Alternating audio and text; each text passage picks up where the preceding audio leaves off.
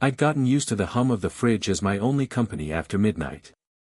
It wasn't much of a sound, just enough to remind me the apartment wasn't completely empty. Most nights, I'd sit by the kitchen window, elbows on the sill, watching the light from the unit below spill into the alley. Her light. We'd only talked a handful of times, Mrs. Hale, my landlady. Mid-40s, dark hair always tied low, like she'd given up on impressing anyone but didn't quite forget how. She had that kind of presence where she didn't have to move much for you to notice her. It started small, a wave on move-in day, a quick exchange about the rent, cold out, isn't it, in the stairwell. But then she remembered my name. And my coffee order. And once, God knows why, she left a bag of tangerines outside my door because she'd bought too many. I hadn't thrown away the little paper bag for a week. Tonight was like any other, book open but unread, phone face down beside me. The kind of quiet that gets heavier the longer you notice it. I'd thought about texting her once or twice. Something harmless, like asking if she knew a good place for late-night coffee. But I didn't. I always stopped at the part where I imagined her reading it, frowning a little, thinking I was strange. The clock crept toward 1. I was halfway through deciding if I should try to sleep when I heard her footsteps in the hall, slow, steady, like she wasn't in a rush to be anywhere. The sound paused outside my door.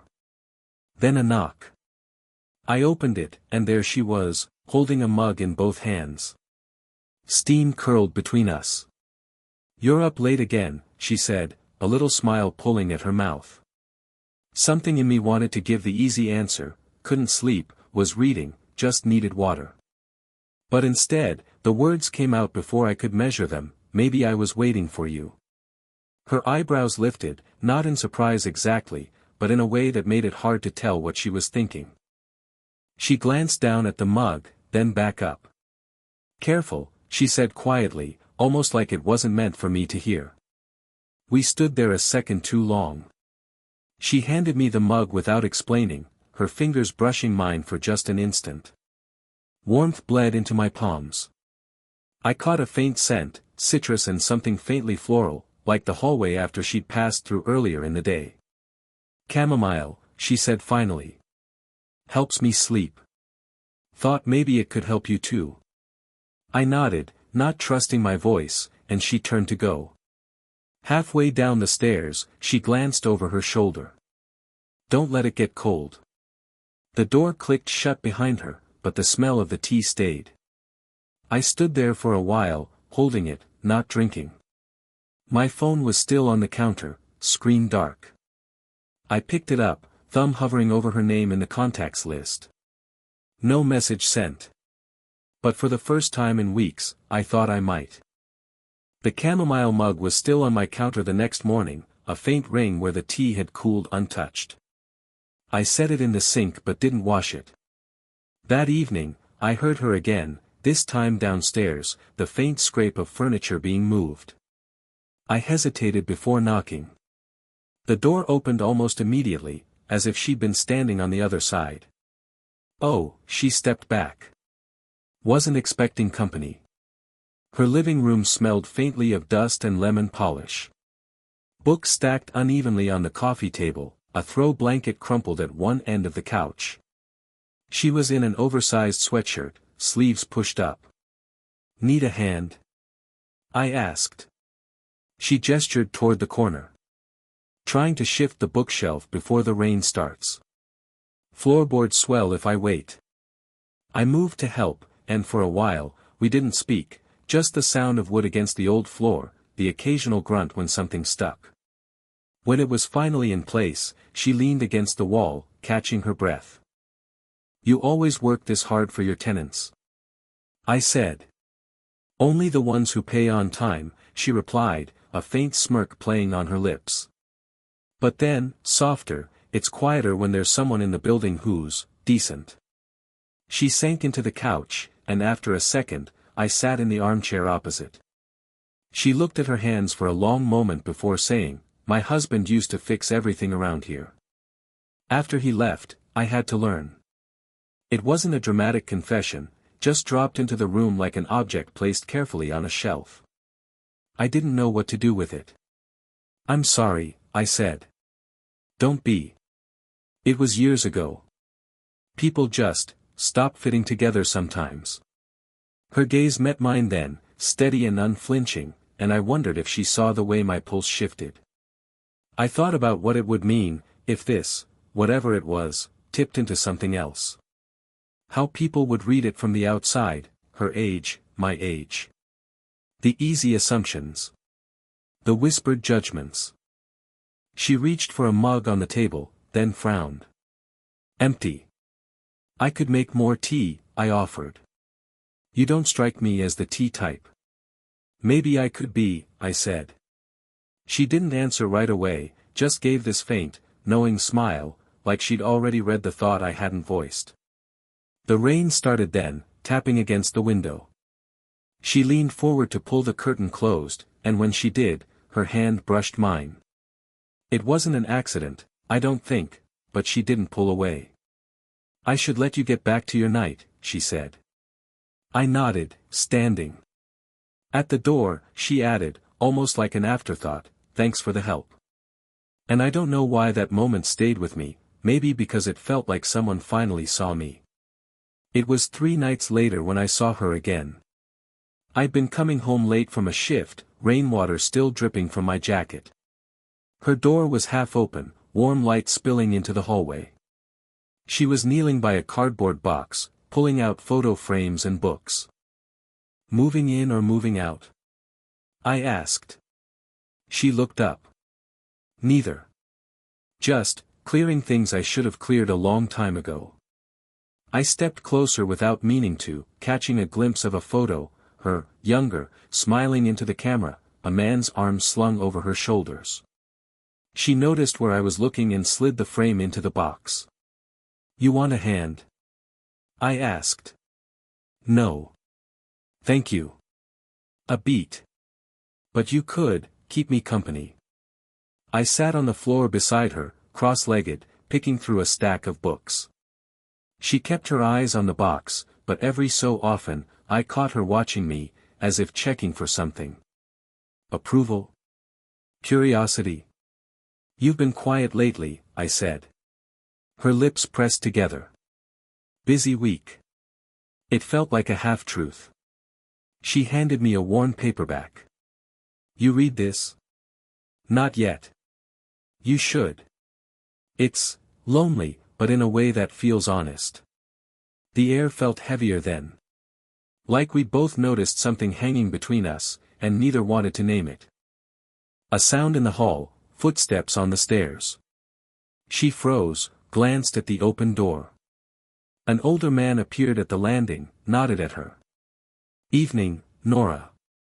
"Evening, Rick," she replied, her voice lighter now, almost casual. He glanced at me, then back at her, and something about the look made my shoulders stiffen. He didn't linger, just kept walking, but the silence after was sharper. She shut the door gently. "He's just a neighbor," she said. "I didn't ask," I said. She smiled faintly, but it didn't reach her eyes. "No. But you were thinking something." I wanted to say she was wrong, but she wasn't. "I'd been thinking about what people like Rick might assume. What they might say." We worked in silence for a while longer. I was aware of every sound, her breathing, the rustle of paper, the faint hum of the lamp. At one point, she reached past me for a book, her arm brushing mine, and neither of us moved right away. She glanced at me then, close enough I could see the faint lines at the corners of her eyes. Her lips parted, just slightly, as if she might say something.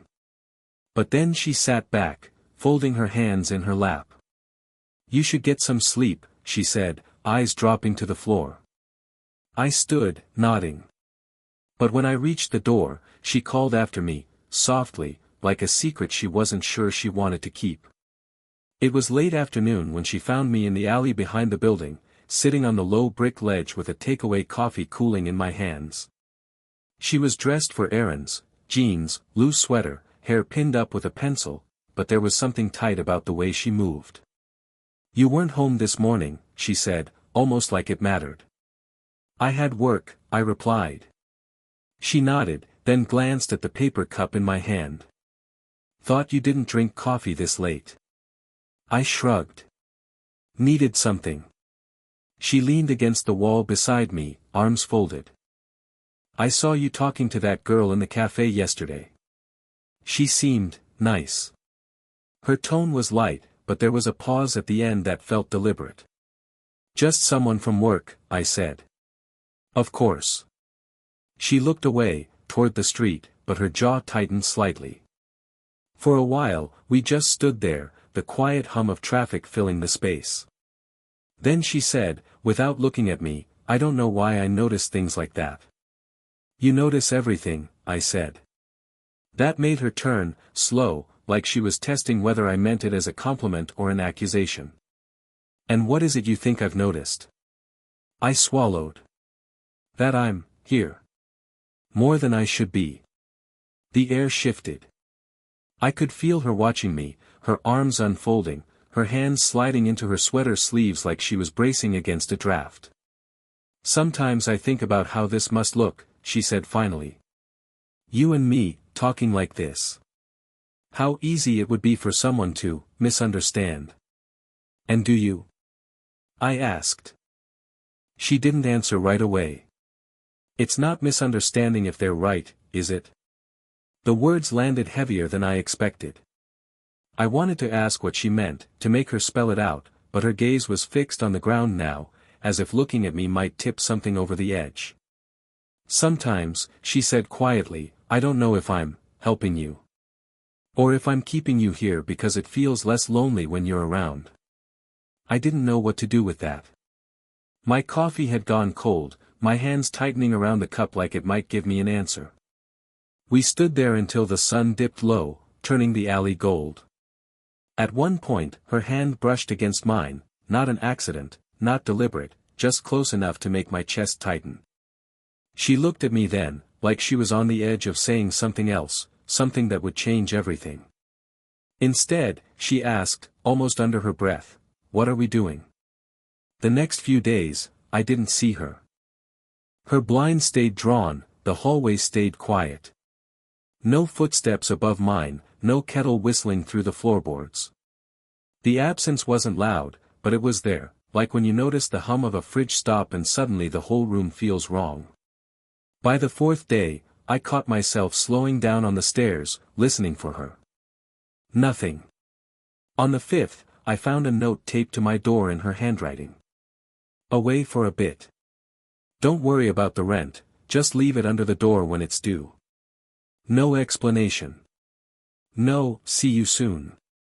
That night, I ended up at the small diner 2 blocks away, half hoping she'd walk in. Instead, I saw her through the window of the pharmacy across the street, hair down, coat buttoned, talking to a teenage girl who looked a lot like her. She didn't see me. Or maybe she did, and chose not to. The next morning, Rick from upstairs passed me in the hall. Didn't know Nora's daughter was in town, he said, like it was nothing. Daughter. It made sense in a way that stung. The quiet protectiveness. The way she'd pulled back when Rick had walked in that night. I'd been seeing a story between us, and maybe she'd been writing a different one all along. Still, I waited. 2 more days. When she finally came back, she didn't knock. No tangerines, no tea.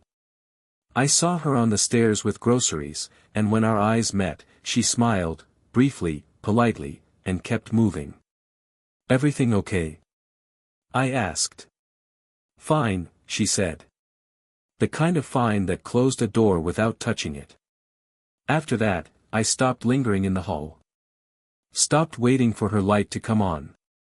I told myself it was better not to read too much into things, that whatever moment had existed in that alley belonged to then, not now. One night, I came home late and passed her door. I thought I heard the faint sound of the radio, some slow old song bleeding through the wood. I almost knocked. Almost. Instead, I went upstairs, sat on the edge of my bed, and typed out a message, do you want to get coffee sometime? I stared at it for a long time. Then I erased it. I didn't feel heartbroken. I felt paused. Like life forgot to finish the sentence. It was nearly midnight when I heard her knock. Not a quick, polite rap, the kind you give when you're not sure you should be there, but slow, like she was giving me time to decide whether to answer. When I opened the door, she stood in her coat, scarf still looped around her neck. Her hair was damp from rain, small drops still clinging to it. "Couldn't sleep," she said. I stepped aside, and she came in without looking around, without the usual small talk. She just leaned against the counter, watching me. "You've been avoiding me," I said. Her mouth tightened. "Not avoiding. Just thinking." I waited. She pulled off her scarf, set it on the counter. "About the night in the alley. And the nights before that. And how easy it would be to let it all mean more than it should. And if it already does?" I asked. She looked down, hands braced against the counter edge. "Then I'm in trouble. Because you're younger. And because I have a daughter who wouldn't understand. And because people talk." "I don't care about people," I said. "You should." She gave a small, humorless laugh. "You're still building a life. I've already lived enough of mine to know how quickly things get complicated." I stepped closer, but not too close. "You've also lived enough to know that sometimes, things are worth it." She met my eyes then, and for the first time in weeks, didn't look away. The silence between us felt less like avoidance, more like consideration. "I don't know if I can give you what you think you want," she said softly. "I'm not asking for forever," I said. "Just, the truth. Right now."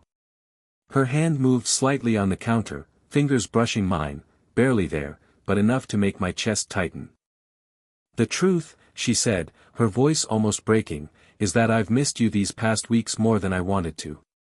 And that scares me."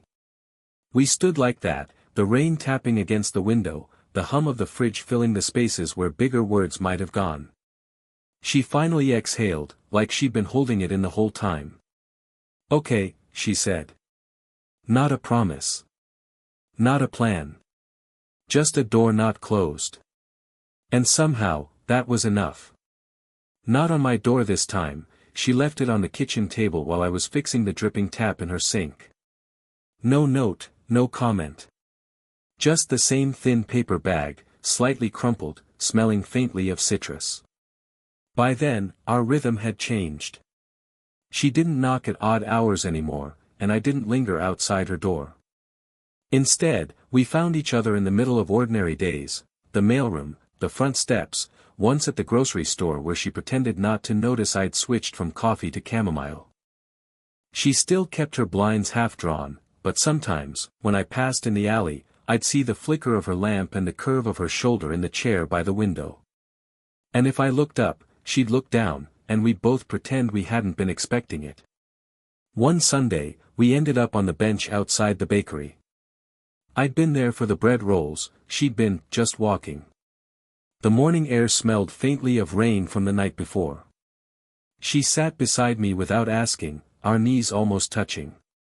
"Still up late?" she asked, the corner of her mouth lifting. "Not as much," I said. "Sometimes I wait." "For?" I shrugged, watching the pigeons. "You know." We sat there for a while, sipping from paper cups, her tea, my coffee gone black again. At one point, she reached over, plucking a crumb from my jacket, her fingers brushing the back of my hand like it wasn't an accident. I think that was when I realized we weren't moving towards something anymore, we were in it. Quietly. Without announcements. Later that week, she called me at 8:47 a.m., just as I was locking my door for work. "Your rent's late," she said. "It's not," I replied. "I know. Just wanted to hear your voice." The tap in her kitchen still drips from time to time. I still fix it. She still buys too many tangerines. It's not perfect. Some days we say little, some days we say too much. Sometimes her daughter visits and I disappear upstairs until the coast is clear. But the air between us feels lighter now, less like we're holding our breath, more like we're breathing in sync. And when she passes me in the hall, she always glances back. Just once. Just enough.